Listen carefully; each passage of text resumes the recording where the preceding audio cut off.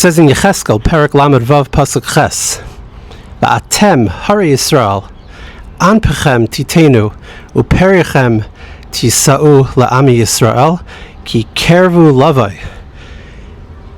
Mountains of Eretz Yisrael, your branches will come forth and bear fruit for Am Yisrael, because they're coming back soon. Because they're coming soon. I can't think of a better pasuk to open up this 6th episode of the Status with Eli Wolbrom podcast. Mic in hand. Thank you to the podcast experts who told me until I get a professional studio with a huge mic, maybe hold the mic so that it's a little louder and clearer. So we'll try that. And it's just the most beautiful day here in Eretz Yisrael.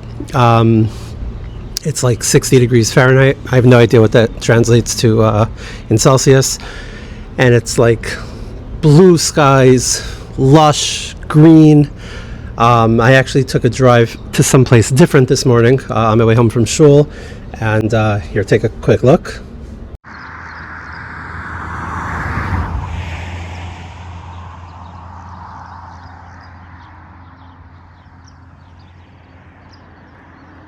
That's the another section of Am Yisrael, the general location where David HaMelech killed Goliath. It's just a different angle than I usually go to. If you follow along, I go to my hisbodedus spot where I can oversee it, but this is like much closer and just unbelievably gorgeous. There's so much going on in the world. There's so much chaos going on in the world. When I was thinking what to open up with, because three times is a chazaka. So now this is our second set of 3, where we open up with a pasuk from Nach or Tanakh maybe, and there's just so much chaos going on. Whether it's what's going on in London, there's like chaos in Tom's River apparently. There's chaos here in Eretz Yisrael. Always the war. I was feeling a little chaos when I was thinking about what pasuk was speaking to me, and this was like before shul, and then after shul I decided let me go for a drive and just clear the head a little bit, and took a left instead of a right, and I just saw this unbelievable, and I'm like, you know what, this is what it's about.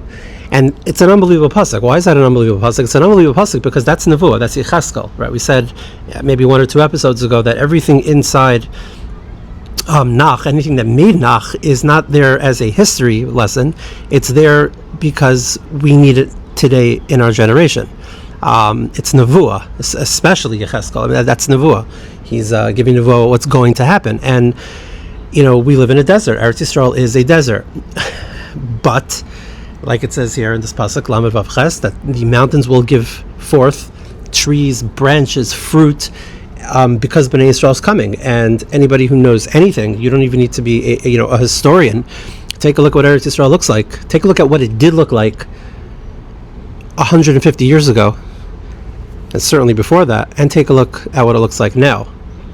Now, people may say, well, that has nothing to do with Hashem, that has nothing to do with Nevua, that's, the Israelis' agricultural expertise, but of course, we God-fearing Jews here and everywhere around the world know that things grow because of Hashem.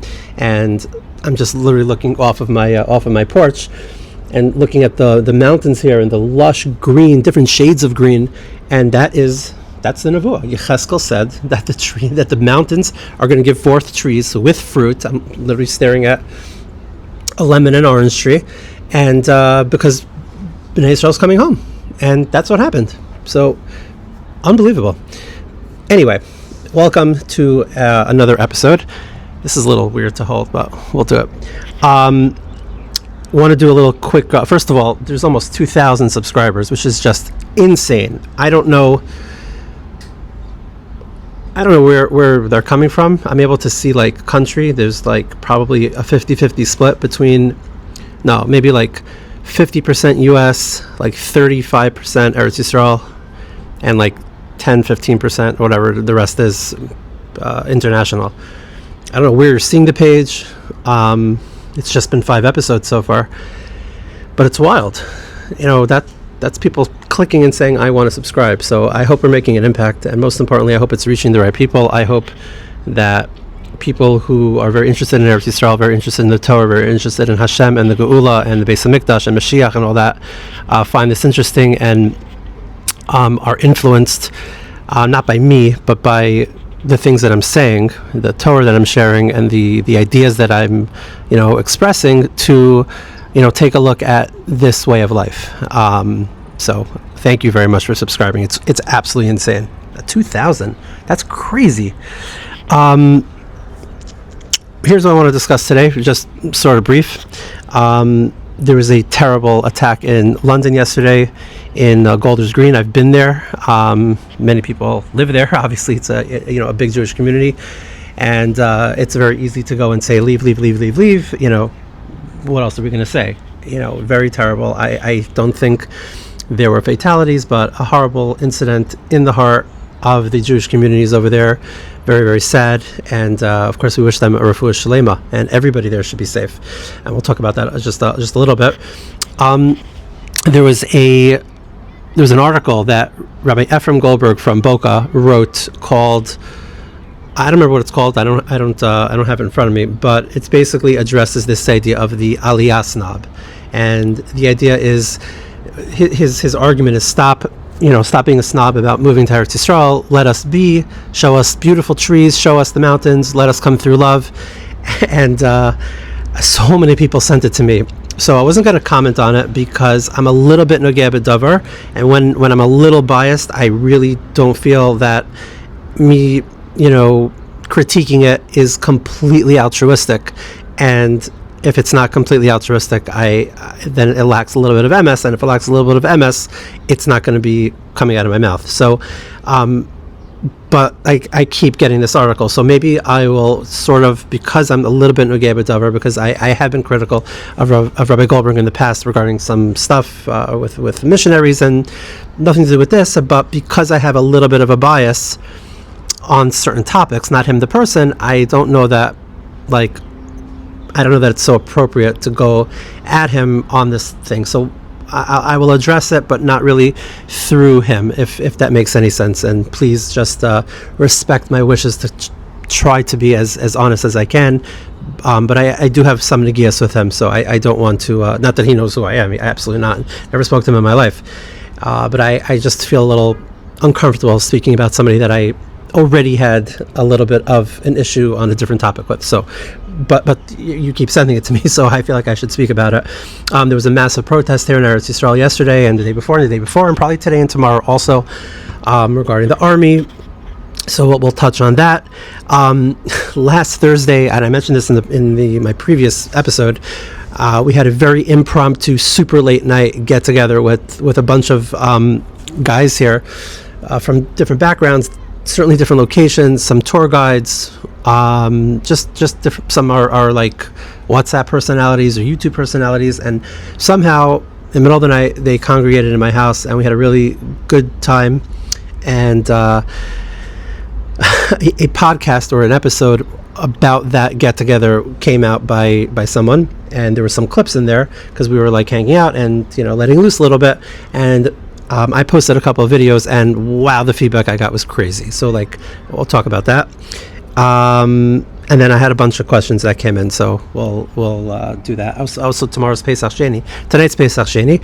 I had a thought about that, so if I can get to it, I will.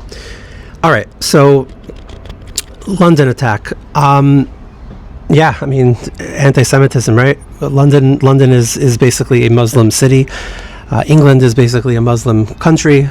The entire UK, as you go up, and of course throughout Europe, it is what it is. I don't know. I don't really have a chiddush to share with you, other than sharing the obvious. I don't think any Jews belong outside of Eretz Yisrael b'chlal.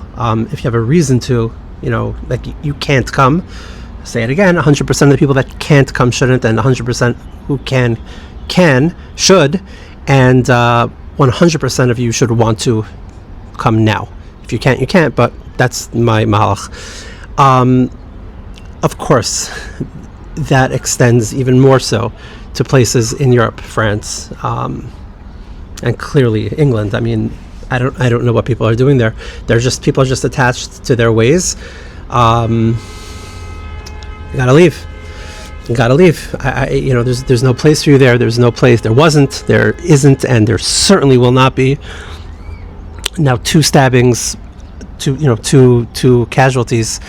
Doesn't necessarily. It's not big enough to make a declaration. But this was the case beforehand. I actually saw. I also have negias with this person, so it's not so appropriate to get into it. But CBN is a Lakewood-based, key point, Lakewood-based news aggregator, sharer, very large WhatsApp following. Shares all sorts of news, the good, the bad, the ugly. It's usually very, very ugly, in my opinion. And I've had countless issues with the things that they post. A lot of highly, highly inappropriate things regarding like lack of covenant mace and people dying and clickbaity. But so again, I don't even want to get into it on this because I'm completely negay b'davar. I don't like their platform at all. They posted the story with London saying, guys, it's not safe for you there in London. You need to leave right now. And like he's posting from his headquarters in Lakewood. So it's so funny how as long as it's not me, right? It's not safe for you. He said, by the way, he didn't say get up from London and move to America. He said no, move to Eretz Yisrael. He sees the value, and this is he's posting this to tens of thousands of people, or at least he'll tell you tens of thousands of people, and he's saying run to Eretz Yisrael. So should we go to Eretz Yisrael? Should we not? Do you only go when it's the gun is at your head? So according to him, it seems like the gun is at their head, and he thinks that they should go to Eretz Yisrael. Why isn't he saying that the people in America should go to Eretz Yisrael? I guess it's not bad enough yet, but is it a value or isn't it? I don't know. I really have no idea. I just thought that post was very, very interesting. And then he also posted a couple hours later a video, which I'm not going to share because it's got his logo all over, and I just don't even want to go onto that page. He posted a school in Brooklyn doing all sorts of crazy stuff with the caption, "We have a few years left max." So is Eretz Yisrael, again, you keep this in mind, tens of thousands of people allegedly read his stuff. I mean, it'd be very hard to be on WhatsApp in the yeshiva community, Hasidic communities, the more right-wing observant, and not see something from CBN because his logo's all over the place, and that's who's reading it. So is it a value to go to Eretz Yisrael or is it not? Is it just a safe haven for security? Is there a kedusha there? I don't really get it. It's a total mixed message. Are you only using Eretz Yisrael as a security? I don't know. But he said we have a few years left max. So I don't know what's going on over there, to be honest with you. It's a total chaos zone coming out of Lakewood. I don't know. People in London should absolutely come to Eretz Yisrael because this is where Hashem wants you to be. This is where you can be the best version of your Jewish self. This is where your personal and tafkid can be fulfilled best, and this is where you belong, whether or not there were stabbing attacks. And the same exact thing goes for the United States. What a chaval, what a sad, terrible thing it would be if tragedy forced you guys here, because I don't know how much schar you would get then. I don't know. If you think this is where you should be, then come here. If you think this is the only place you're going to be safe, I don't know that that's the appropriate thing to do. And of course, because a person can't face the truth, there were messages, I got I think one or two, and then other people shared with me. People were saying it doesn't matter what happened in London, statistically more people die in Eretz Yisrael, per capita, and what? Anything but to face the truth. They're calculating who gets killed more Jews. Okay, so you want to have a race? I mean, we're all Jewish here. There's 7.8 million of us, concentrated. So if somebody gets killed, it's probably going to be a Jew, as opposed to in the United States, the percentage. I have no idea. The things that will come out of people's mouths to not face the truth is just so crazy. Like I said last time, and I always say this. My friend who told me that he has no interest in moving to Eretz Yisrael because he's loves the materialism. Thank you for being honest. That's it. Just be honest. Okay, that's with the London attack. So Rabbi Goldberg had this article that came out regarding people being Aliyah snobs. I have a good friend, Nathaniel Rosen. You've seen him. Probably reshared stuff of his. He shares a lot of stuff. He's a massive WhatsApper and a huge Aliyah snob advocate. He helps people move here. He's a great store for with great products. Anyway, he likes to say, I'm not an Aliyah snob, and I'm not an Aliyah snob. He's saying it obviously with facetiousness. I am, like, I don't know, not like embarrassed to say that. Like, I'm total Aliyah snob. I think everybody that lives here should be. And yeah, come and be a snob. People like to guilt, people like to show the beauty of Eretz Yisrael, people like to scream, people like to show the Torah. I think that as long as you're being honest and you're doing it in your way, then great. Like, absolutely, this is a great place to be. And I rather be an Aliyah snob and say, come here, than go to shul showing my Patek watch and showing how fancy my meat boards are. And I mean, Boca, forget about it. Like, why is I don't remember reading an article from Rabbi Goldberg where he talks about luxury and excessiveness and materialism and tone it down, but only because people here are saying come home, we're considered snobs. I don't know. I think that, again, it's just not being intellectually honest. I think that he has a very massive shul there, possibly one of the largest, fully Orthodox shuls in the country. He has and he does great stuff. He has a kollel, tons of Torah, and he's very, very set in his ways. So, I don't know. I think it might be guilt speaking. I think he's saying, guys, will come show us beautiful mountains. You don't need to know the beautiful mountains. You're a massive Talmid Chacham. You know what's here. You just don't want to be faced with the hard truth.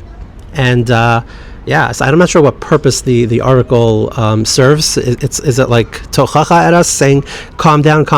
No, I don't think we should. I think we should absolutely continue. I think that everybody who feels a drive to bring people home to Eretz Yisrael should be honest and do it in their way. If it's through Torah only, if it's through a little bit of rebuke, like, do your thing. As long as you're respectful and you're not violating halacha and you're doing it lishma, I think keep going. I don't believe in sugarcoating, and I wholly disagree with the article. And it's so interesting because, like, okay, let me stop right here because I didn't want to get into it with the Rabbi Goldberg thing. I completely disagree with that. You can look it up online. I think it's called, like, Stop Being an Aliyah Snob. Absolutely not. If you are here, bring your brothers and sisters home. Be a snob about it. You're allowed to be a snob about Torah. You're allowed to be a snob about Kedusha. I'm speaking with hyperbole, obviously, and go for it. Like, absolutely. Protesting army. Okay, so this is a very hot topic here, and it's very frustrating for me because I hate protesting, I hate riots, and I hate the lack of shalom that's here. It's not a good thing. Obviously, Mashiach is not here, and it's not a perfect situation, and it's okay if it's not perfect. Just, call it what it is. Apparently the police or whomever was tasked with this wonderful job went into homes, went into yeshivas, and started arresting people for avoiding the draft dodging, whatever the case may be. I'm sure there are hundreds of thousands of people who have notices, who got notices and aren't responding to them, whatever the case may be. But it's like just a very few handful are being arrested. I don't know the history behind it. Like, I don't know if there was some sort of confrontation beforehand. I don't know like the genesis of the visits that these people got. I don't. So it's like a little hard to comment on the individual. But in terms of like the general idea of arresting people, I think personally, and this will go on YouTube, and I don't know, maybe a few dozen people will see it, but like, I think that there's a massive problem regarding the army here and regarding the way Israel fights its wars and the way Israel deals with its enemies. And most of it is because the military is actually controlled by the political wing here, and the political wing here is very left, and they're not God observing, and they're very, very powerful. And since that's broken, the incredible military, like, nuance, the military itself is unbelievable, but the people who control it are less unbelievable.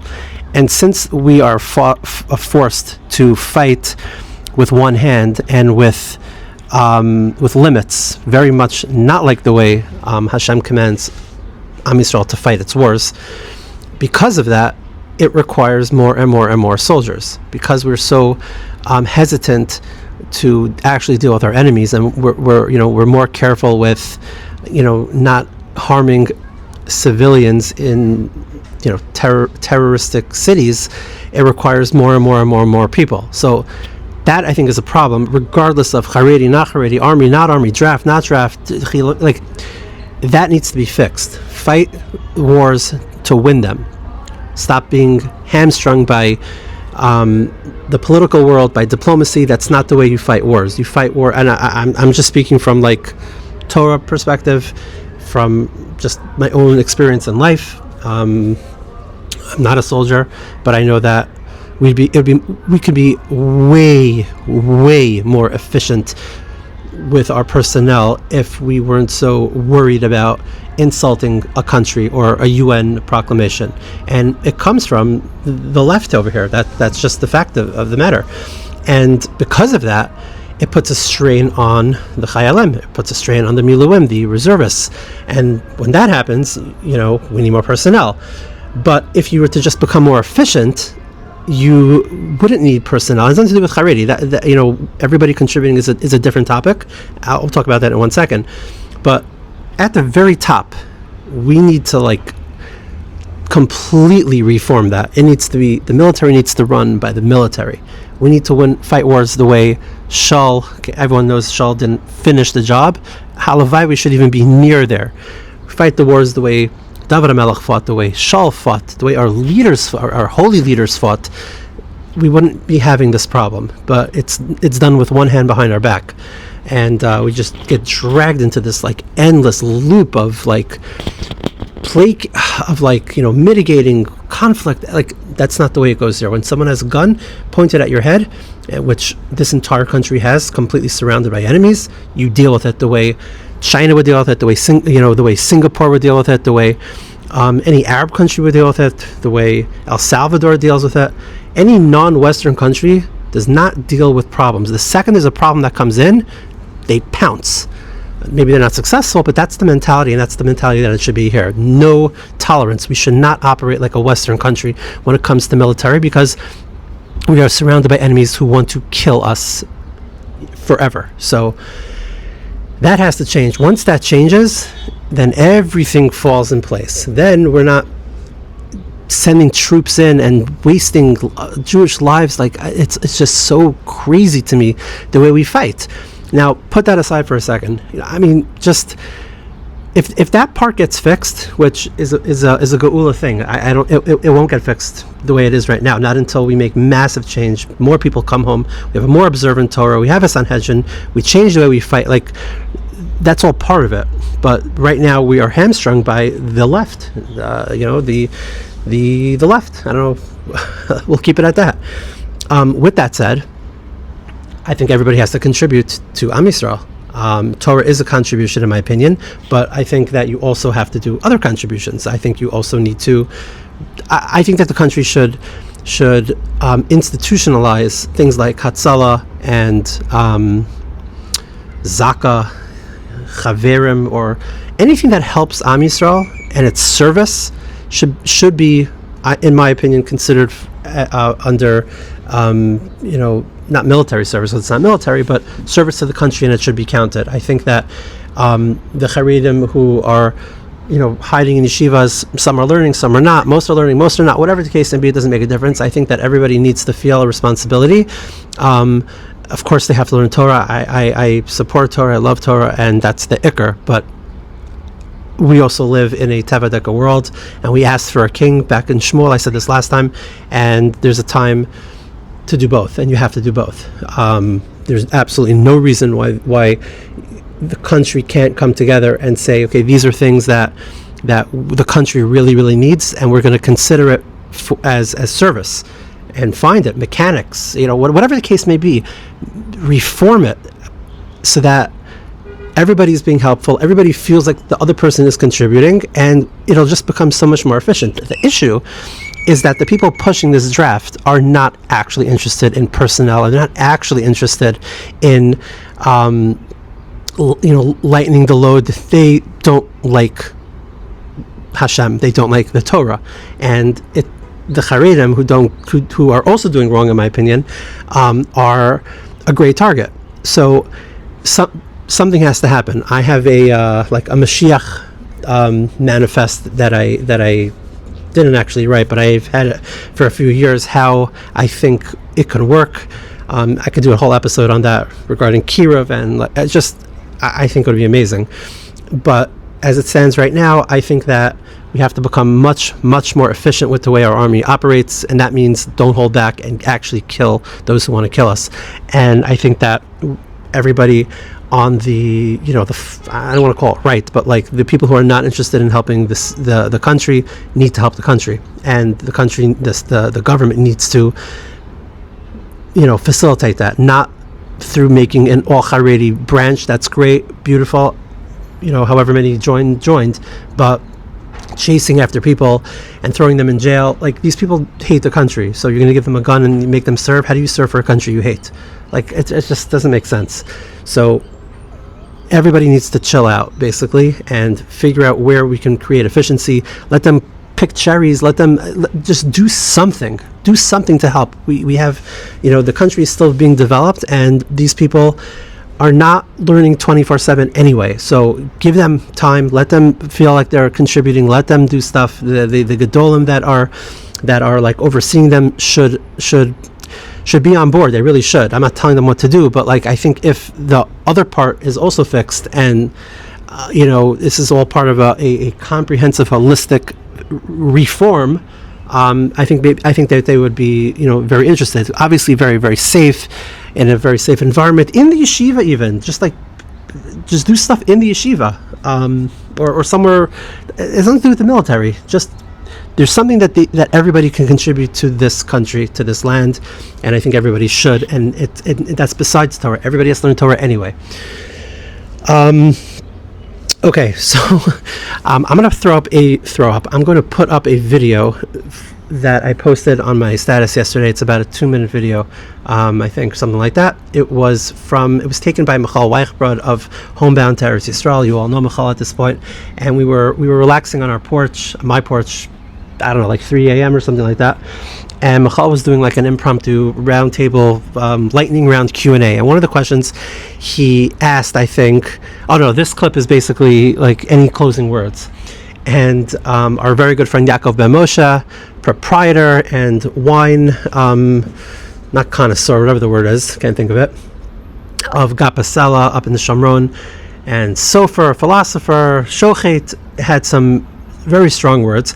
And check it out right here. Personally, I'm going to ask you guys sitting over there, wherever you're sitting, to do something that I personally didn't have to do. I made Aliyah with my parents when I was 10 years old. It wasn't so much of a sacrifice for me, okay? But we know that HaKadosh Baruch Hu, it took him 40 years to switch the whole generation in the Midbar of people that refused to come to Eretz Yisrael. He didn't change their mentality. He basically just killed them out. And their kids that they were so afraid of, they're going to have to come into Eretz Yisrael, they ended up being the ones fighting the wars and conquering Eretz Yisrael. And you guys, it's very, very pashut, okay? And listen, I'm asking you to do something that I didn't have to go through. But if you don't want to go through it, like Moshe Rabbeinu said, you don't go through it, fine. Die where you're going to be. Stay there, die, and your kids... I'm sorry, guys. You'll be buried. You'll be dead in the gallows, you'll die, and your kids that you're so worried about, they're going to go off the derech, and they, in the end of the day, are going to be the ones that are going to come to Eretz Yisrael, and they're going to help us over here build the base of English. So, a lot of atzlacha over there, and you should have a good kvura. Okay, so... people jumped on it saying, why are you wishing for people in Chutz La'aretz to die? He didn't. Go back, hit pause, go back, and see what he said. He's basically saying that if you don't want to come here because you're so worried that your kids are going to go off the derech, and because your kids, if that's really what it is, it's not. What's going to end up happening? What's going to end up happening is that you're going to die because you're not coming, because people die, right? After 120, at least. And since we are in the days of Geula, your kids are going to be the ones that come here. So you're trying to beat the system and you don't want to bring your kids here. But what's going to happen is you're going to end up dying in the US, and your kids are going to be the ones that come here. And because that's exactly what happened in the Midbar. The Meraglim said what they said.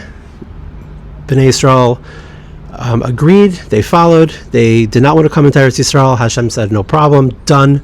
And for 38 more years, they wandered the Midbar, round and round, fighting enemies, and they all died out for the most part. Yeshua and Kalev and people that were born after, whatever the case may be, people that were born in the Midbar, the kids, they made it into Eretz Yisrael. But that generation did not. They all died. Okay, you don't want to come to Eretz Yisrael, don't come to Eretz Yisrael. They wandered for 38 more years and they died. So that's what he was saying. He was saying, if you don't want to come, and this is just not your thing, okay, you'll die in the US or wherever you are in England, and your kids will come here because there's going to be Geula. So that's all that he was saying. He was not wishing death upon anybody, obviously. Again, people hear what they want to hear, and in a perfect or imperfect mode of like a strawman's argument, I'll pull out like something and like make it all about that. Like it's nonsense. That's not what he said. And we also had tons of hate come in. I got tons of hate come in, like, you guys just gather around speaking Lashon Hara, talking bad about the US. Absolutely not. Actually, it's the opposite. We got together and talked about Hashem, and we talked about the Torah, and we talked about the Parsha, and we talked about the Beis HaMikdash, we talked about Mashiach, we talked about Geula, we talked about Karban Pesach, we talked about Para Aduma, we talked about different jobs we would love to have in the Beis HaMikdash, and we did anything but speak bad about the people in Chutz La'aretz. I think the worst thing that was said was, like, someone asked me, what am I most waiting for? Michal asked me, what am I most waiting for when Mashiach comes? And I said, just the idea of it being like, but during the times of Shlomo HaMelech, which will be even a lesser level, where all the other nations were subservient to us, and they sent presents and came and bought from us, from Shlomo HaMelech, and it was we ran the whole world effectively. Shlomo HaMelech ran the entire world. Every country wanted to just get a piece of us in a good way, and I'm so much looking forward to that happening again. Once the Beis HaMikdash is built and we're dominating, it's good for the entire world. This is very strong Ramchal Torah Sefer Charedim. Also, I mentioned this last time. This is Torah. It's not random little things that I'm pulling out. Like, this is the way of the world and how it's going to go. The Arizal. I mean, it's mainstream. The Ramban. So I'm very much looking forward to, like, the euphoric, subservient, the euphoric atmosphere, the holy atmosphere of the Beis HaMikdash and Hashem coming down onto this world. When that happens, all the other nations of the world, like, will bow down to him, so to speak. And in that comment, when I answered that, because that is what I'm most looking forward to, in that comment I said, and I'm also looking forward to statusing the entire thing, and the guys in Lakewood watching it. Like, that was probably the worst thing that was said. Other than that, it was just a super holy get-together. I think it's a discourse for anybody watching of what a get-together should look like. It was completely holy, and this is what people in Eretz Yisrael do. You just think about Hashem and think about Mashiach and think about the Geula and things like that. Obviously, there are chaburas of Torah and whatnot outside of Eretz Yisrael as well. But a lot of those are shiurim, as opposed to like Leil Shishi, where it's like all Torah. At least I've never seen that before. So, and if that is there, then great. Those are the guys that end up coming here as soon as they can. Which leads me to my next thing. So I got after my last video where I went after Rabbi Shaf and I was talking about the Gedolim. Of course, I got the hate. I don't care about Das Torah. I'm a kofar. Blah blah blah blah blah blah. That's the same rhetoric for the last 5 years. I did get a message from somebody. His name is Avi, and I met him very briefly earlier. I think it was earlier this year. Michal, who I keep mentioning, he had a bunch of guys come, guys and girls, couples, things like that, come in from Chutz La'aretz to sort of check out the scene here, potentially move, see some of the touring spots, It was a very cool trip. I think that he should do it again, and he could do it way better, way bigger. It was like off the cuff, a lot of cancellations. Anyway, I met a bunch of great people. So Michal brought them here to Ramat Beit Shemesh, where I met some of them, and then I went out to his house, I think on the last day, and I met some of them again. So one person that was there, we exchanged numbers, and I've been somewhat in touch with him. So he reached out to me saying, keep going with the videos. I live in Tom's River, and I'm coming next year, Mir Hashem. It should work out. He's in, his family's in, and he said that he went to his Rav, and his Rav said, go. And I should know that, number one, there are people out there listening to what I'm saying, what we're saying over here, and it is making an impact. It is going in. Not everybody's a hater. They call it like the silent majority, right? The guys who know what's up are quiet and nodding their head and doing what they have to do. And the ones that, can't take the truth and can't take the heat, those are the loud ones that are sending in, the nasty messages, calling me a kofar, and I don't even know what else they say. So it was great chizuk to hear. He gave insight into what his Rav said, and it was, so I was elated to hear that there are people, there are Rabbanim out there that are like, if you're ready to go, you're ready to go. And he I guess repeated what I had said before. Asking a shaila on this topic is whether or not you should move or not. It's not a halacha shaila. It's a hashkafa shaila. That's what it is. Because halachically, unless you're looking at like, can I leave my family? Can I leave my father? Can I leave my mother? Parnas, like, unless it's actually technically halachic, which there's answers for, there really isn't much of a discussion. It's yes, no, and depending on what the thing is, it's a hashkafic question. That's what it is. It's hashkafic, philosophical, spiritually philosophical. That's what hashkafic means. Like, what's your mahalach? And if that's the case, the person you're asking needs to know you and your situation, what's inside the neshama, and the person that you're asking needs to know what the situation is over here. They need to be completely intellectually honest and know what they need to be knowledgeable, and they need to be intellectually honest to know, like, can this family move here? For someone to just instantly say no because Zionism, in the 1940s is crazy. I keep saying it. It's crazy. It's not a knock on Das Torah. It's a knock on the person who's trying to have a philosophical discussion about, Eretz Yisrael and Yishuv Eretz Yisrael and all that stuff with someone who's not on the same page as you, right? You go to and this person, this guy Avi was telling me he went to somebody that knows him very, very well. Like, that's who you're supposed to go to. Talk it out. You should talk it out. It's a big deal. But to go and ask a shayla of a Rav, and the Rav instantly says no, so let me find a different Rav. Like, it's not a halachic question. So, thank you, Avi, for that note. It gave me great chizuk. I really, really appreciated it, and I know that there are much more of you out there because I get the messages. And we're going to keep finding you. There's people from all over Chutz Haaretz coming here, those who I wouldn't even know. And then there's going to be the haters, the ones that can't, the ones who are obsessed with listening to what we're saying, right? They're not like blocking us and that. They're obsessed. I can post something and within a minute, I'll get a response, like an anonymous response, ripping me apart, which means the person who read the message has my NGL, my anonymous, like, question asker link ready to go on his desktop or his phone and submits the question. Like, they're glued. You guys are glued to what I'm saying. The haters are glued. You're obsessed. You are a follower. I always say I don't have followers, but you hater out there, the one who sends me messages, and it's more than just one. I get so many. You are my followers. So follow. Okay. I want to address some questions that were asked because I got a whole bunch of them, and I think that I think they're really good. I think they're good to ask. Some of them came in direct, some of them came in through the anonymous link, but let me go through them. I'm just going to read down on my paper if you don't mind. So it says, one person asked me, what does my family think? Like, I'm going on camera now. What does my family think? I actually don't know. I don't know what my family thinks. I know that. I don't think they hate it because I think they would tell me that if they hated it. I think they would tell me if it makes them uncomfortable.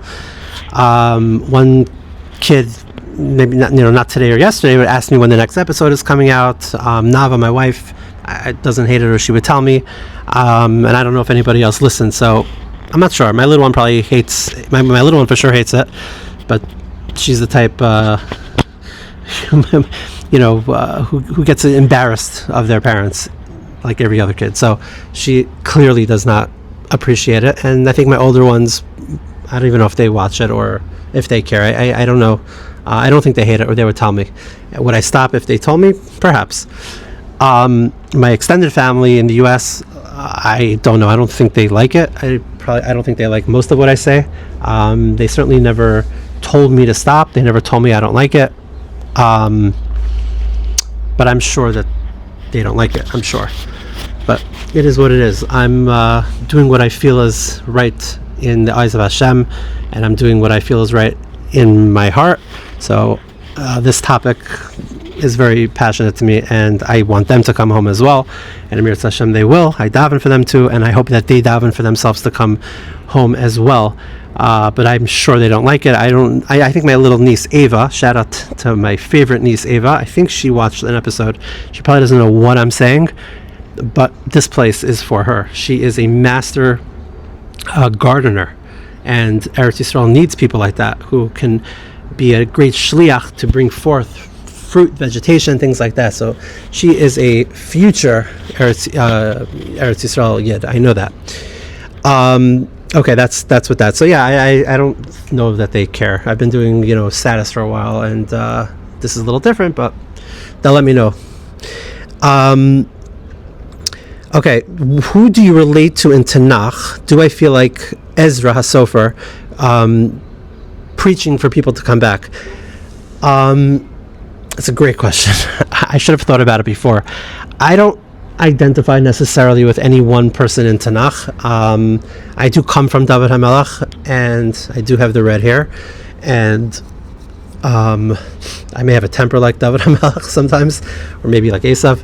So I love David HaMelech. Like I love David HaMelech, obsessed. Shlomo HaMelech I have a very hard time relating to because of his wealth and success and wives and all that. So I have a hard time relating to him, but Shlomo HaMelech is amazing. But I really David HaMelech so far, in Tanakh, that I'm really, really dialed in with. I love David HaMelech. I think he's a strong king, and I think that's really what we need here. I also love Shmuel Hanavi for random. But moving off of a character and onto the concept, do I feel like Ezra? I don't feel like Ezra. I really don't. Ezra, to me, is so elite. Ezra was dealing with a lot harder stuff than we are over here. Baruch Hashem, we're nearly, if not already, not the minority in terms of having the most Jews. Meaning, I think that most Jews live in Eretz Yisrael right now, or we're right there. Another few years, it's for sure happening. And that, by the way, triggers a whole different topic like Yovel and things like that, which I was talking with a chavrus of mine yesterday about, fascinating stuff. But Ezra had so much more against him, and he had to beg people to come, and only the Am Yisrael came. Everybody who came, all the families that came with Ezra back to Eretz Yisrael, are listed in Nach. Do you know how unbelievable? And they were Am Yisrael. The Gedolim didn't want to come back, and they were severely punished and severely rebuked for doing so. So I have it way easier. Eretz Yisrael is totally built up. I don't have the Beis HaMikdash, which obviously Ezra built. He didn't have it either at the time, but I have infrastructure. I have yeshivas. I have food. I have lush. Everything's amazing here. So I can't even think of being in the same sentence as Ezra. I identify more with a concept. I may have mentioned this on a podcast, but for sure in the past there's a Rav here in town, Rabbi Yaakov Haber. He's the Rav of KSY. I think it's Shiftei Yeshur and Shiftei Yisrael, one of them. Unbelievable person, unbelievable Talmid Chacham, unbelievable speaker, super inspiring. I think he's fantastic. I really do. Oddly, somehow I gravitate to his kinnis. Every Tisha B'Av for the last 3 years, I do his kinnis. And he said, I think last year or the year before, if I had the video, I would put it up in a second, but I don't. And I'm going to get it. Shui, send me that video. Rabbi Haber said something so profound. And when you hear him speak about Mashiach and the Beis HaMikdash, just to give you an idea of the Rabbanim that are here in Eretz Yisrael, quiet, but powerhouses. Rabbi Haber said, one kinnis that, and he was quoting Chazal. If I knew the Chazal by heart, I would quote it, but I don't. And he basically said, we have the 24 books of Tanakh, and the 25th book, and subsequently, that book, that Sefer, is being written right now in Shemayim. And what's being written inside that Sefer?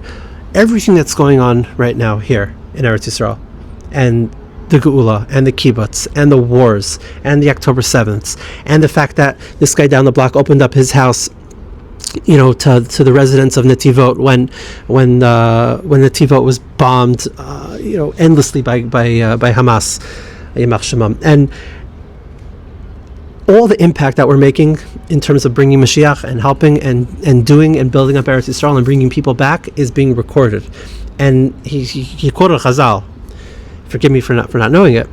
He said when Mashiach comes and the Geula is fully actualized, the Geula Hashchina is fully actualized, and the Geula Yisroel is completely actualized, that Sefer of Nach is going to come out, and inside there are going to be the stories of us here, the story of, like I said, this person opened up his house, this Chayal who did an amazing mission, this shir that was given, and so on and so forth. And to me, that's really what I'm very, very interested in. I'm not interested in having my name written. That's not what it's about. But just knowing that I'm part of the Geula story, that I'm part of, or at least I'm trying to be a part of, bringing the Shekhinah down, that's like what I identify with. That's really what I have going on. I really, really want that. Like I want to be written down in the book. Even if it's a Rashi, I want to. After 120, I want them to say he was Pisa Yeshua. He, not only that, he helped. He brought people back to Eretz Yisrael, and I know that people made Aliyah because of me, Baruch Hashem, because of them. But I was a shliach, and to me that's very exciting. Does that make me identify with Ezra? No, but I'm Eli. I'm my own person, and that's all I'm trying to be. And I think Hashem gave me certain strengths and a ton of weaknesses, and I'm trying to use them. And that's what we're doing over here. So, very good question. Thank you very much for that. Someone said, what happened to Second Nach? Did the podcast push that aside? It definitely did not, and nothing happened to Second Nach. Second Nach is awesome. We are we're in Perich in the main group that has maybe like a 1,400 people between all the first round guys. We have a few chats, email, website. We are Perek Chav Aleph Pasuk Tes, and there are 24 Parakim. We are coming down the home stretch of the Sefer Yehoshua, and it is unbelievable. It is crazy that the Sefer is almost finished. What a journey! Unbelievable. It is my pride and joy. It is my baby. I love doing it. I love you guys who do it. Men, women, and children, and even families, and even yeshivas are doing 92nd Nach. It's basically 2 psukim. You can check it out at 92ndnach.com, and it's 2 psukim every day on a sheet. It has the translation. It has an expanded explanation with some mafarshim, and then I usually throw in something on the bottom, like something extra. Maybe sometimes it's maps, sometimes it's stuff about Eretz Yisrael, sometimes it's completely random, different mafarshim. And we've been going 2 psukim at a time, unless there's like no mafarshim whatsoever, and they're very short psukim. And we started with Bnei Yisrael getting ready to come into Eretz Yisrael, and where we're up to right now is that the Levim are getting their cities, and we're pretty much at the end of that story. And like I said a few times, Nach is our past, our present, and our future, and it is Eretz Yisrael, and Eretz Yisrael is Nach. And when you live here, when you come visit here, the Torah comes to life. That's Nach. It's just unreal. And I invite every single person, even if you never did it before, and you don't want to start from the beginning, you want to join along, just join. Much like the daf, not that it's about the yomi, not the daf. For here, it's about the nach. You want to learn about our people, but you can come in today. Everything, all the sheets that I've written so far, everything's written by scratch from Sfarim. There's no AI, although maybe that will make me more efficient. No AI. Everything is from Sfarim, and I think that if you get into a routine, it's called 90 Second Nach, but I write a lot, so sometimes it could be 5 minutes. I invite everybody to join. You become a different person if you haven't learned Nach before. And there's a ton of great Nach resources. Mine is probably the worst, but it's quick, and before you know it, a year goes by and you've accumulated the entire Sefer Yehoshua, and you'll know it so well because you're learning it in little snippets that you'll be a different person, and you will identify with Eretz Yisrael. You'll feel part of Am. So I'm super pumped about that. It is not backburnered. We're continuing, and we're actually thinking about making a CM here. I don't know, a trip, a little daunting, but maybe. So join. It's great. Okay. Oh man, 50 minutes. Let's see what else we have here. Okay, I got some comments, I think, from, pro Eretz Yisrael, and I'm just going to read some of them. If you think I could read my own handwriting, definitely not, and I don't have my computer, so bear with me. Having a rebbe should not mean living a life where you stop thinking for yourself or stop making decisions. What about Bechira? You don't need a Rav every single time you want to buy a soda. Rav Asher Weiss said that it's a travesty that people can't think for themselves anymore. So it wasn't a question, it was a comment. I'll just say, because sometimes I absolutely get gaslit into being this guy who's like anti-Das Torah. I am so not anti-Das Torah. I am for Das Torah. I hate to break it to those on the other side of the ocean, but there is Das Torah here in Eretz Yisrael. It's my Das Torah. We have more Das Torah over here. It's better over here. The Torah is better over here. You want the source? I can give you 1,000. And I think that what this person said is absolutely right. I think that a person needs to ask a shayla when they have a shayla. I think they need to have a personal rebbe, chavrusas, good friends, good family, a good spouse to help mold and follow along the path hashkafically. If a big decision comes your way, and this way or that way, or what should I be feeling, what should I be, talk it over with them. And you have a rav anytime you need to ask a shayla to.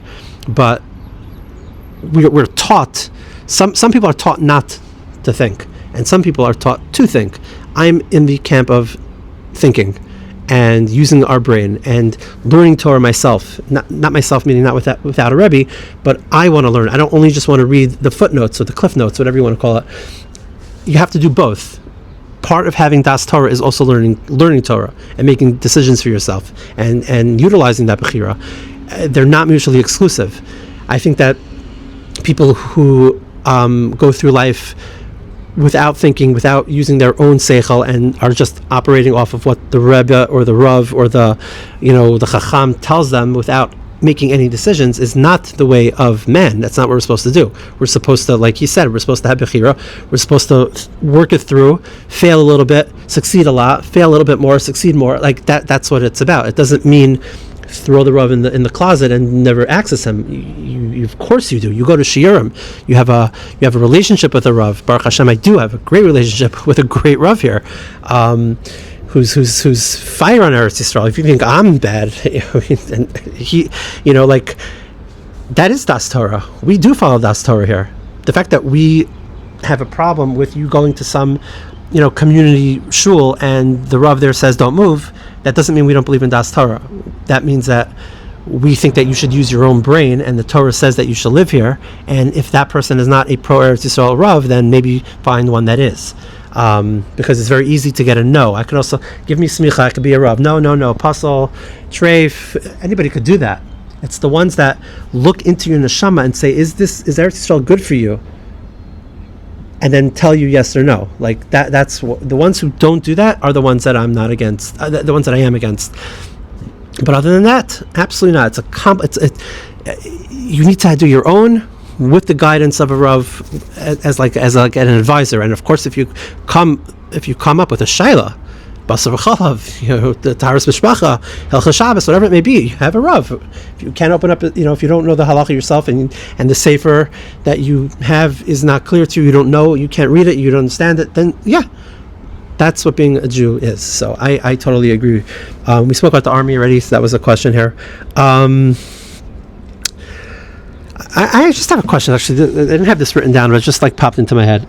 The way that people run in Lakewood, let's say, in that community, in Brooklyn and Lakewood and just over there, to run to ask your Rav if it's good, if it's hashkafically okay to move to Eretz Yisrael, is it okay to visit?